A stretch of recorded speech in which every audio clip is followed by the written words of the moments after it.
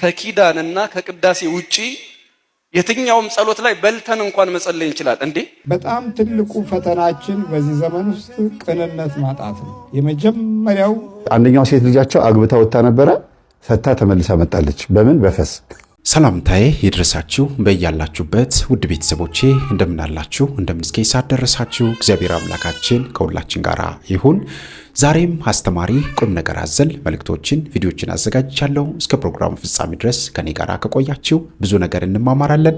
ለዚህ ቤት ለዚህ ቻናል አዲስ የሆናችሁ ቻናሉን ሰብስክራይብ አድርጉ፣ ቪዲዮን ላይክ እና ሼር እያደረጋችሁ ጀምሩ። በቀጥታ ወደ ዛሬው መርሃ ግብራችን እንሄዳለን። አንደኛው ሴት ልጃቸው አግብታ ወጣ ነበረ፣ ፈታ ተመልሳ መጣለች። በምን በፈስ። ወንድ ልጃቸውም ልክ እንደዚሁ ፈቶ መጥቷል። በምንድነው? በፈስ ምክንያት እና በምን ምክንያት እንደሆነ መናገሩ ብቻ አይደለም፣ የባሏን የፈሳምነት ወይም የሚስቱን ፈሳምነት ገበና መሸከም አቅቷቸው ከመጠን በላይ ሆኖባቸው ትዳሩ ተበትነዋል ማለት ነው። እና ይህ ቤተሰብ ተሰብስበው አንድ ቤት ላይ ሲሆኑ አይፈሱም። ትልቁ እንግዲህ የትምህርቱ ዋና የጀርባ አጥንት ይሄ ነው። አንድ ላይ ሲሆኑ ቤተሰብ ብቻ ሲሆኑ አይፈሱም። ሰው ቤታቸው ሲመጣ አንድ ሰው የሚሆን ሕፃን የሚሆን አዋቂ የሚሆን የሆነ ዘመድ የሆነ ጎረቤት ሲመጣ በለው እንግዲህ ማንዛረጥ ነው። ጎንበስ ስትል የሆነ ነገር ለመቅዳት ወይ የሆነ ስትወጣ በዚህ በኩል ስታልፍ በቃ ዘረጥ ማድረግ ነውና ግራ ይገባቸዋል። ምንድነው እዚህ ቤት ውስጥ ብለው ጎረቤት ሁሉ ደንግጦ የሚወጡ ሰዎች አሉ። ሲታዩ ሰዎቹ ጥሩ ሰዎች ናቸው። እንግዲህ ምን እናርግ ምን ይደረግ፣ ኧረ ተው ይሄን ነገር እንደው በሕክምና ሞክሩት ብለው ጥሩ ጎረቤቶች ይመክራሉ እና ስቃውም ይወጣሉ። አንዳንዶቹ ደግሞ በጣም ከመቀራረባቸው የተነሳ ዘረጥ ሲል ሲነግሩኝ እኔ እየሳቁ ስለነገሩኝ እኔ ራሴ በጣም ነው ፈታሪ እየገጠመኝ የጻፍኩት እና በኦዲዮ የቀረጽኩት እና ደህና ወሬ ይዘው አንድ ጊዜ የሰርግ ወረቀት ካርድ ለመስጠት ብለው ስም እየመዘገቡ ነው እና ስም እየመዘገቡ ለገሊት ይሰጥ የተሰጣቸውን ሰዎች ስም ተመዝግቧልና ካርድ ተረፈ ተብሎ እያሰቡ እያለ ዘረጥ ሻልኩት። እንደዚህ ሆኖ እንዴት ነው ታዲያ የምታገባው እቺ ልጅ አሉ እና ሴትዮዋ በጣም ከፋቸው። እናትየዋ አይ እንግዲህ ፈሷን ከቻለ ይቻላት እንግዲህ ምን አገባኝ ብሎ ሰውየው የሚያገባው ሰውዬ ከውጭ ነው የሚመጣው፣ ገና ስትፈሳ አያውቃትም ማለት ነው። ከዛ ያው ከሰርግ በፊት እንዳያደርግ መንፈስ ነው። መንፈስ ስለሆነ እርኩስ መንፈስ ባህሪው ምንድነው? ያው እንግዲህ የፈስ ድግምት እንደሆነ በቃ በዚሁ እያወቃችሁ እንድትሄዱ ነው የምፈልገው እንጂ ገና ነው ወይስ አይደለም ወይም ምግብ ነው ብላችሁ እንድትጣሉብኝ ወይም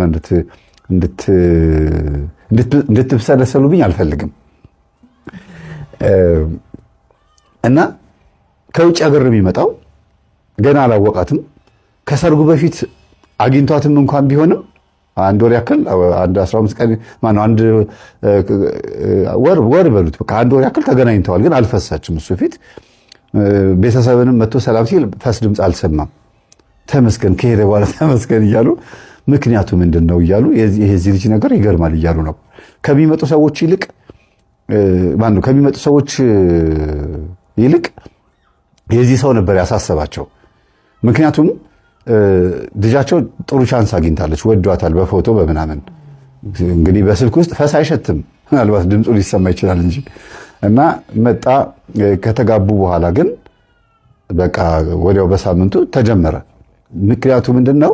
የሰርግ ወጪ ይወጣል። ደስታቸውን፣ እልልታውን፣ ፉከራውን፣ ጭፈራውን ሁሉ ነገር ከተደረገ በኋላ ገንዘብም ወጪ ከወጣ ሁሉ ዓለማቸውን ካዩ በኋላ ማፋታት ስለሚፈልግ ነው ይሄ መንፈስ። ዓላማውም ይሄ ነው። ደስታቸውን ወደ ሐዘን ቀይር። በምን በፈስ። ስለዚህ ከሰርግ በፊት ፈስ ከተፈሳ መጀመሪያውኑ ወጪ ሳያወጣ በጊዜው ተረፍኩኝ ብሎ ትቷት ሊሄድ ነው። ደስታቸውን ወደ ሐዘን ቀይር ስለተባለ መንፈሱ ይሄንን ሰርግ አሳልፎ ነው ከዛ በኋላ ልጅቷን ማፋታት የሚፈልገው። ደግሞ የሚገርመው በጫጉላ ጊዜያቸው ላይ ያረገዘችው። ስለዚህ ልጅቷን ወለደቻት ማለት ነው ሴቷን። ይገርማል። ያው ሴቷ ልጃቸው ሴት ነው የወለደችው፣ ወንዱ ልጃቸው ደግሞ ወንድ ነው የወለደው። ስለዚህ ልጅቷ ትንሿ ልጅ ባሏ ትቷት ከሄደ በኋላ ሚስትየዋን እዛ ፈስ ያለበት ቤት ውስጥ ያደገችው ማለት ነው። ምናልባት ኦልሞስት ወደ 6ኛ 7ኛ ዓመት ላይ ይሆናሉ ብዬ አስባለሁ። እዛ ቤት ውስጥ በፈስ ምናልባት የኔ ቁጥር ተሳስቼ ሊሆን ይችላል። ምክንያቱም ልጅቷ ኦልሬዲ 1ኛ ክፍል ገብታለች። 1ኛ ክፍል ስለገባች አሁን ምን አይነት ነገር እንደሆነ በዚህ ማወቅ ትችላላችሁ። ቀጥሎ ደግሞ ምንድነው ወንዱ ልጃቸው ደግሞ በፈስ ምክንያት ወደዚህ የመጣው ለቤተሰቦቿ ነግራለች። ሚስትየዋ ገበናውን ለቤተሰቦቹ ነገረች እና ቤተሰብ ደግሞ የተከበሩ ናቸው። ይሄ ግራዝማች ቀኛዝማች የሚባሉ ፊታውራሪ ምናምን የሚባሉ ቤተሰብ ናቸውና ሁልጊዜ ራሳቸውን የሚያዩበት መንገድ ትንሽ ለየት ይላል። እዛ ቤት ውስጥ ስትሄዱ ስርዓት አለ፣ ህግ አለ ምናምን። ጥሩ ነው እኮ እንትኑ የኢትዮጵያዊነት ከለሩ የነገስታት ቤተሰብ መሆኑ ምናምን አሪፍ ነው። ግን ደግሞ ዘመኑን የዋጀ ቢሆን ጥሩ ነበረ። እዛ ቤት ሄዶ ሲያስተናግዱት ምን ሲሉት ኦልሬዲ አግብቷል እኮ ምሳ ጋብዘዋቸው በተጋቡ በ2ኛ ወራቸው ነው ይመስለኛል። በቃ ሙሉ ቤተሰቦቻቸው የነዚህ የሴቷ ቤተሰብ ባሉበት የዛ የሚስቱ ማለት ነው ባሉበት ተጠርተው ነው ሄዱት እና ምግብ ይዞ ሲመጣ ቁጭ ሲል ዘረጥ አደረገው። በቃ አፈረ። በቃ ምክንያቱም ድምፁ ተሰምቶ አያውቅም። ደስ ብሎት ነበረ። ደግሞ ካልጠፋ ቦታ እዛ ቤት ነው እና ይሄ ድምፅ ከተሰማ ጊዜ ጀምሮ በጣም አፈረ። አላምኗትም ነበረ። የፈስ ድምፅ ያሰማል ባለቤቴ ሆዱ ይጩህ ቄጡ ይጩህ አላቅም ነው የምትለውና ይቅርታ ለምናገር ስለነገረኝ ስላሉ ነው እነሱ ራሳቸውና ምኑ እንደሆነ ያላቅም እና እየጮኸ ነው ትላለች። ከዛ ወይ እኮ ስሰማ እንዴት እንደሰማሁት እኮ ስለማቅ ነው። ይቅርታ ግን እሺ በደንብ አዳምጪው እንግዲህ ምኑ እንደጮኸ ብለዋት በዛ ተለያይተው ነበረ። ቤታቸው መጥቶ በዚህ በድግስ ቀን ግን አሁን ምኑ እንደጮኸ ሰምተናል ብለው እፊቱ ነው የተናገሩት። አሁንማ ምኑ እንደጮኸ ሰማን ብለው አፍንጫቸውን ይዘው ካጠገቡ ተነስተው ሄዱ እና አፈረ በጣም። ቤተሰብ በሙሉ እንዴት እንደዚህ የተከበረ ቤተሰብ ውስጥ ያዋርደናል፣ አውቆ ነው ንቀቱን ለማሳየት ነው ምናምን ተባለ። ምክንያቱም እሷ የእሱን ቤተሰቦች አታውቅም እና በቃ ፍቹ መፍታት አለብሽ ይሄ ውርደት ነው ምናምን ብለዋት በቃ ኧረ እባክሽ እኛ ቤት ውስጥም እንደ ሁላችንም እንደዚህ ነን ብሎ ቢነቅ እኮ ሁላችሁም እንደዚህ ከሆናችሁማ ሰውን የምትንቁበት ስለ ድግምት አያውቁም፣ ስለ ምናምን አያውቁም፣ ምንም ነገር አያውቁም። እናቶቻቸው አያቶቻቸው ቢሆኑ ያውቁ ነበረ። ግን አሁን እዚህ ጋር አዋረድከን ወይም ደግሞ አዋረድሽን ብለዋት ካልፈታሽው እንዳትመጫሏት ለቤተሰቦቿ ብላ ፈታችሁ እና ልጄን ማሳደግ እፈልጋለሁ ብሎ ልጁን ወሰደ። እሷም የፈሳ ልጅ አልፈልግም ብላ ልጇን አስረከበች። ወልዳ ካጠባች በኋላ ልጇን አስረከበች እና አንዳንድ ቀን በስልክ ደውላ አቡሽ ደህና ነህ ትለዋለች። እግዚአብሔር ይመስገን ደህና ነኝ ምናምን ይላል። እንግዲህ አሁን ትልቅ ሆኖ ማለት ነው። አትመጣም አትጎበኘንም ስለ ጊዜ አልመጣም አንቺኛ ቤት አትመጪም አይደል ሄድ ድሮን ሲፈሳም ቤተሰብ ስትለው ጊዜ ደግ አደረገሽ አባቴንማ እንደዚህ አትዩ ምናምን ብሎ የዘጋባትን ይናደዳል። እንዳትመጣች ሴትዮ ሁለተኛ እማዬ እንኳን አይላትም። እና አሁንም ድረስ ይህን ቤተሰብ የምትሳደበው በዚህ በፈሳም ነው ትውስታችሁ ቅርብ ጊዜ ድረስ ማለት ነው። እና በቃ ይሄ እንደዚህ ሆነው ነው ሴትዮዋ የኖሩት። አባትም ይህንን ገበና ስለሚያውቁ ያላቸው አማራጭ ምንድን ነው? ችሎ መቀመጥ ነው፣ ሰብሰብ ብሎ መቀመጥ ነው። ስለዚህ ፈሳችን ይዘን ሰው ቤት መኖር አንችልም። ይሄንን ባህል ይዘን የትም ቦታ መሄድ ስለማንችል ሙያችን ራሱ የተገደበ ነው እንዲሆን ግድ የሚሆንብን። በስራ ቦታቸው ላይም በዚህ ነው የሚታወቁት። በውሏቸው ኢቭን ቤተክርስቲያን ሄደው ራሱ ይቸገራሉ እና ግራ ገባቸው። አንዳንድ ቀን በጣም እያለቀሱ እየጸለዩ እግዚአብሔር ነገሩን ቀለል በረድ የሚያደርግላቸው ጊዜ አለ። ግን በጣም የሚናደዱት ሰው በተሰበሰበበት ቦታ ላይ ሲያዋርዳቸው ነው። የማያውቋቸው ሰዎች መካከል ደግሞ አያረግም። በጣም ይገርማቸዋል። የማያውቋቸው ሰዎች መካከል ሆኖ ደግሞ የሚጠቅማቸውን ነገር እየሰሙ ከሆነ ያስፈሳቸዋል፣ ትተው እንዲወጡ ማለት ነው። ለምን? ያን የሚጠቅማቸው ነገር እየሰሙ ከሆነ ለምሳሌ ስብከት፣ ስራ ቦታ ላይ ስብሰባ ከሆነ እንዲገመቱ የማድረግ ጥለውት እንዲወጡ ማድረግ፣ ሞራላቸው ተነክቶ ስብከቱ እንዲረሱት የማድረግ ትምህርት የቤተ ክርስቲያን ማጨምር ማለት ነው። ታቦት ካነገሱ ቆይተዋል። ግን ያም ሆኖ ደግሞ የማያውቋቸው ምንም ጭራሽ የትም ቦታ አይተዋቸው የማያውቋቸው ሰዎች መካከል ሲቆሙ ካሁን ፈስ የመጣ ብሎ ሲያስቡ የለም ፈሱ። ለምን ሲባል እንዲዋረዱ የሚፈልገው በሚያውቋቸው ማህበረሰቦች መካከል ብቻ ስለሆነ ነው። አሁን ከየት መጣ ወደሚለው እንሂድ። ከዛ ፍተሻ እናርጋሉ። ፍተሻ እናርግ ብለው ከመጀመሪያ ጊዜ ጀምሮ ከማን ጋር ተቀያይመናል፣ ልጅ ሴትዮ የምትናገረው ትክክል ናት፣ ከማን ጋር ተቀያይመናል እያሉ ሲያወሩ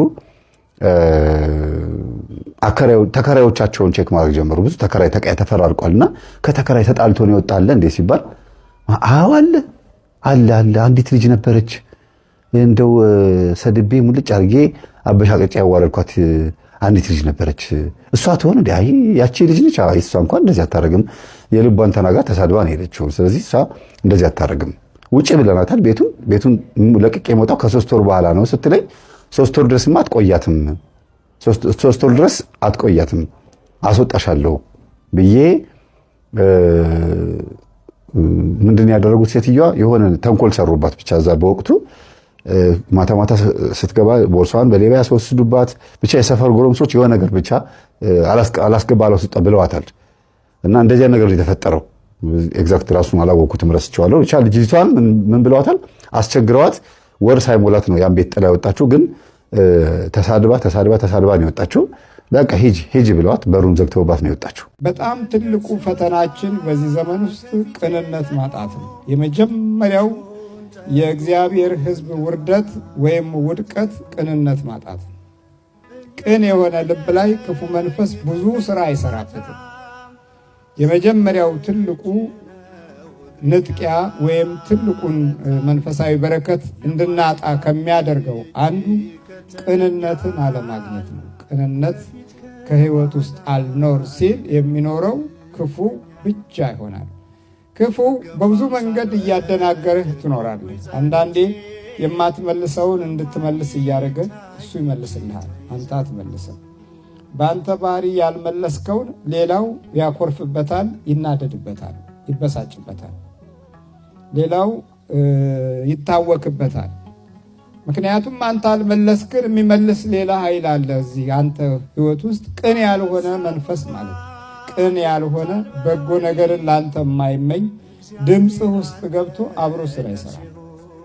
ሰላምታዎችን ገልብጦ የስድብ ያደርገዋል። አሁን እንኳን አንዳንዶቹ ሲደውሉ እኮ ቋንቋቸው በጣም ይለወጣል። እንደምናችሁ ደህና ናችሁ ሆይ ብስላቸው ደውለው አፈር አባክ ብላ ድራሽ ይጥፋ ይሉኛል፣ እየሰማኋቸው ማለት ነው። አሁን ይሄ ምንድነው? ቅን ያልሆነ መንፈስ ውስጣቸው ነበረ። እነሱ ለሰላምታ ነው የደወሉት፣ ግን ድራሽ ይጥፋ የሚለው ደግሞ ሌላ አካል ነው። አሁን እንግዲህ ያልተገነዘብን ቢሆን ለምን እንዴ ትሳደቢያለሽ እንዴ ብሎ ሰው ሊያማርር ይችላል። ግን ሰይጣኑ ስለሆነ የቅንነትን ኃይል ከአንደበቱ እንዲወጣ በበጎ መንፈስ እንድትናገሩ ጥሩ ቃላቶች ከእናንተ እንዲወጣ አይፈልግም። ይሄ እንግዲህ አሁን የተገለጠው መንፈስ ጠባያቶቹ ናቸው። ስለዚህ በአኗኗራችን ውስጥ እንዲህ አይነት የመናፍስት አደጋ በበዛበት ጊዜና ሰዓትም ቅንነትን እንድናጣ ከሚፋለመን በጎ ነገርን ከሕይወታችን እንድናጣ ከሚያደርገን አንዱ እና ትልቁ ነገር ነው። በእግዚአብሔር በማደሪያው ቦታ ላይ ታዲያ ለማደር የሚፈልጉ ሁሉ የመጀመሪያው የሚያጡት ይህንን ቅንነት ነው። በእግዚአብሔር አምላክ ቤትም እንኖራለን ወይም እናገለግላለን ብለን ስንታገል እንድናጣ ከምንደረግበት ክፍል ውስጥ ዋናው ቅንነት ነው። መተን አስቀድሰን ተቀድሰን እንሄዳለን የምንለውም ሰዎች ቅንነትን እናጣለን። ያ ቅንነት ጠፋ ማለት ደግሞ መናፍስቱ ኑሯችንን ይለማመደዋል፣ እድላችንን ይለማመደዋል። ከዛ እቅዳችንና ፕሮግራሞቻችንም ውስጥ ዘልቆ ይገባል። ለምን? የቅንነት ባህሪያቶች የእግዚአብሔር መንፈስ ከሚኖርበት እና ሕይወታችንን ከሚመራበት ክፍል ውስጥ ዋነኛው ክፍል ስለሆነ ማለት ነው። እና የቅንነት ቦታዎች እንነጠቃለን። ስለዚህ ይሄ ቅን የሆነ መንገድ ሲጠፋን ደግሞ በቅንነት ምትክ የሚገባውና የሚኖረው ጠብ ነው። ከሜዳ ተነስቶ መጣላት፣ ከሜዳ ተነስቶ መጨቃጨቅ፣ ከሜዳ ተነስቶ ጠበኛ መሆን፣ ምንም በማይመለከታቸው ነገሮች ውስጥ ምንም ባልተረዱት ነገሮች ውስጥ ወሳኝ ሰው መሆን፣ እልህኛ መሆን፣ ክፉ መሆን፣ በጎ ነገርን ፍጹም መጥላት፣ እነዚህ ሁሉ በቅንነት ውስጥ የነበረውን በረከት የሚያጡ ሰዎች ምልክት ነው። ቅን መሆን ካልቻል በእግዚአብሔር የማደሪያው ስፍራ ላይ የመኖር እድላችን ፈተና የበዛበት ይሆናል። ስለዚህ ቅን የሆኑ ሰዎች በተቀደሰው ተራራዬ ይኖራሉ፣ በተቀደሰው ማደሪያዬም ይኖራሉ፣ ያድራሉ ማለት። ከኪዳንና ከቅዳሴ ውጪ የትኛውም ጸሎት ላይ በልተን እንኳን መጸለይ እንችላል እንዴ? ምግብ የሚጠላ አምላክ አለ እንዴ? ራሱ መስሎኝ የፈጠረ ዲያብሎስ ትላንትና ብለናል እኮ እንጀራን የፈጠረ ዲያብሎስ እኮ የለም። በምግብ የሚረክስ ጸሎት የለም። ቅዳሴ ላይ በተለየ ሁኔታ ነው እሱ፣ ኪዳኑ ላይ የተለየ ሁኔታ ነው ያኛው እንጂ አሁን ወደ ቤተ ክርስቲያን ሊቃውንቱ ስትመጡ በተለይ ወደ ሰርክ ላይ ዋዜማ ሲቆም ቀትርም ላይ ሊሆን ይችላል ፍስክ ከሆነ በልተው ነው ዋዜማ የሚቆሙት ነው ወይስ ይህን ስታውቁ ይደብራችኋል? እኔ ማህሌት የዋዜማ ማህሌት ይቆማል ተበልቶ። እኔ ጉዳዩ እግዚአብሔር ሆዳችን ውስጥ ባለው ምግብ አይደለም፣ ልብ ውስጥ ባለው ቂም ነው እንጂ በምግብ አይቀየምም እግዚአብሔር። እና የበላው ምግብ አይደለም፣ በልብ ያለውን ቂም ከተውክ እሱ በቂ ነው እንጂ በሆድ ያለው ምግብ አርክሶ አያውቅም። ጸሎት ላይ ብዙ ጊዜ የጧት ጸሎታችን የታወቀ ነው።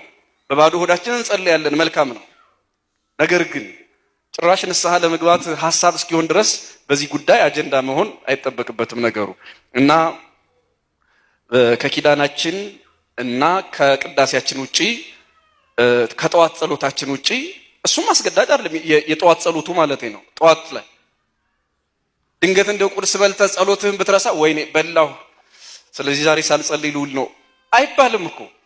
ያንተ ዳዊት ቁርባን አይደለም እኮ ዳዊት ልጆ ውዳሴ ማርያም ለመጸለይ ወይም ደግሞ ሌላ ጸሎት ካላችሁ አብዛኞቻችሁ የምትወዱት ሰይፈ ስላሴ ሰይፈ መለኮት ምናምን ጠላቴን ግደለው ቁረጠው የሚል ስላለ ደስ ይላል አይደል? የበለጠ ብዙ ሰው እንደዛ ደስ ይለዋል ይመስለኛል።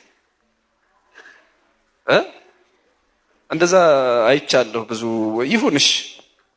ያው ጠላት ዲያብሎስ ነው እንጂ ጎረቤትህ አይደለም እንድታውቁት። ወይም ደግሞ ያ በልባችን የምታስቡት ሰው ወይ የምታስቧት ሰው አይደለም ጠላት።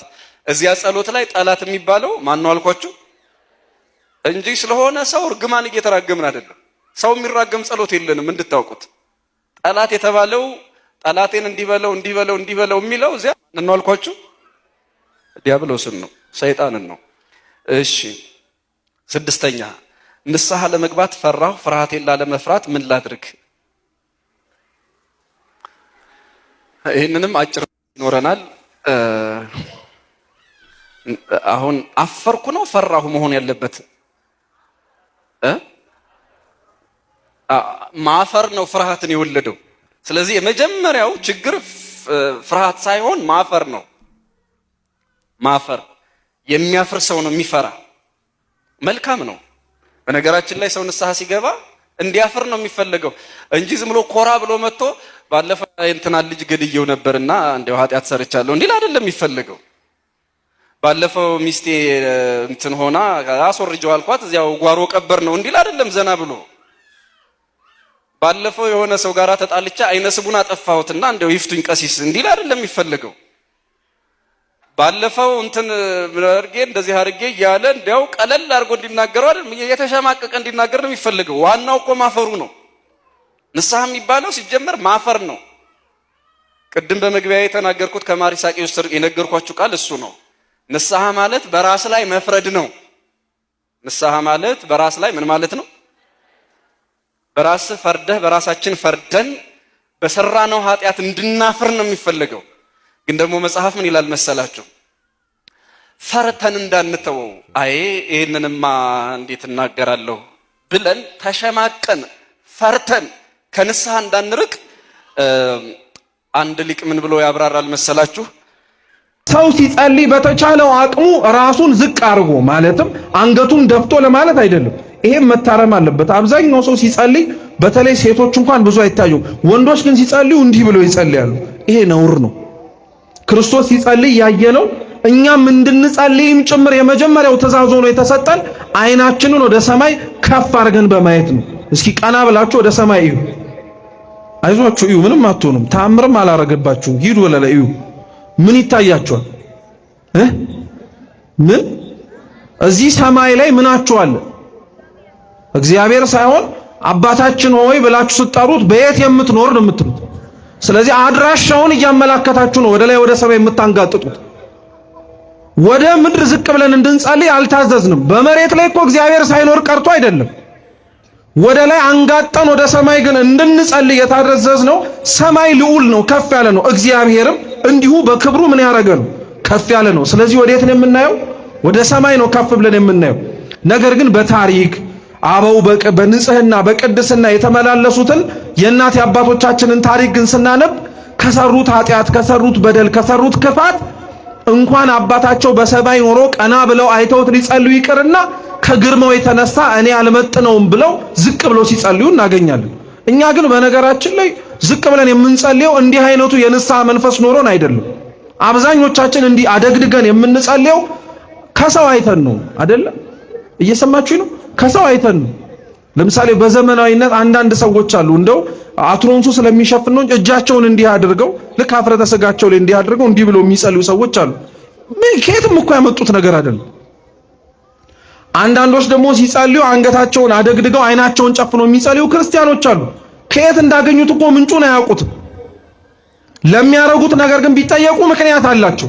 ለምን አይንን ጨፈንክ ሲባል አይ ሐሳቤ እንዲሰበሰብልኝ ይላል። በፍጹም ህሊና ካልተሰበሰበ አይንን ስለጨፈንክ የሚሰበሰብ ሐሳብ አይኖርህም። ይሄን እርግጥ ወቅ። ሲቀጥል ጨፍነን እንድንጸልይ ያሳየን አምላክም የለንም። ክርስቲያን እንደ ክርስቲያንነቱ ደግሞ ማወቅ ያለበት ነገር ቢኖር የሚኖረው በዚህች ሃይማኖት ውስጥ ክርስቶስን መስሎ አምላኩ ያረገውን አድርጎ ከእርሱ ጋር በፍጻሜው ለመኖር ነው እንጂ ደስ ያሰኘንም በማድረግ አይደለም። እንደው እንዲህ ያልኳችሁ ጫፍ ጫፉን ነው እንጂ ብዙ ማንሳት እንችላለን። በልምድ ኖረውብን ለምን እንደምናረጋቸው ማናውቅ ምሳሌ ልስጣችሁ። መቼም አሁንም ያለንበት ሰሞን ትላንትና ቢያበቃም ሰሙነ መስቀል ላይ ነን አሁንም ያለን። እስኪ ሁላችሁም አማቱ። እኔ በስመ አብ እልላችኋለሁ፣ እናንተ ብቻ አማቱ። በስመ አብ ወወልድ ወመንፈስ ቅዱስ አሃዱ አምላክ አሜን። እንዲህ የሚያማትብ ሰው አይታችሁ አታውቁ? ታውት እሺ፣ እንዲህም አይታችሁ ላታውቁ ትችላላችሁ። እንዲህ አማትቦ የሚስም ሰው አይታችሁ አታውቁ? ከየት አመጣው? እውነቱን ልንገራችሁ፣ በምዕራባውያኑ በተለይ በካቶሊካውያኑ ዘንድ ሲደረግ ያየ ነው። በተለይ ወንዶች ደግሞ አልያም ሴቶች ደግሞ ይሄ ኳስ የሚያየው ሰው ነው እንደዛ የሚያደርገው። ተጫዋቾቹ ሲገቡ ሜዳውን ነክተው በስመ አብ ወወልድ ወመንፈስ ቅዱስ ብለው ሲስሙ ስላየ ምክንያቱንም አያውቀውም እኮ። ለምን የምትስመው ተብሎ ሲጠየቅ እንደ መስቀሉና እንደ የምስመው ምንድነው ጸብህ ምናምን ይላል። አይደለም ስናማትብ ያየነው አበውም አማትቡ ብሎ ያስተማሩን እንደዛ አይደለም። ሲጀመር ሁሉም የሚያማትብበት የተለያየ ምክንያት አለ። በነገራችን ካቶሊካውያን እጃቸውን ዘርግተው እንዲህ ብለው የሚያማትቡበት ከብዙ ምክንያቶቻቸው አንዱ እግዚአብሔር በሁሉም ቦታ ስላለ ነው ይላሉ። እጃቸውን እንደሚዘረጉት ማለት ነው። ሌሎች የላቲን ካቶሊኮች ደግሞ እጃቸውን እንዲህ አድርገው ነው የሚያማትቡት። በዚህኛው ጣታቸውና በጠቋሚ ጣታቸው እንዲያመሳቅለው ማለት ነው።